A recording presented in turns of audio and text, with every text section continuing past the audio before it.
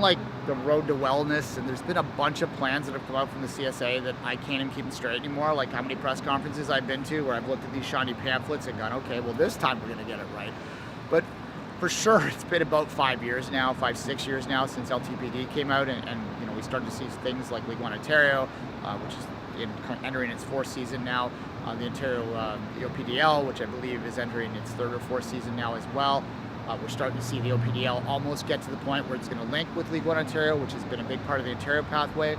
Ontario, I think, is ahead of the game in a lot of ways when you compare it to the rest of the country. I do think it's leading the country right now in terms of integrating and getting towards that long-term player development plan. But it's a long-term sort of issue to try and get everyone on board.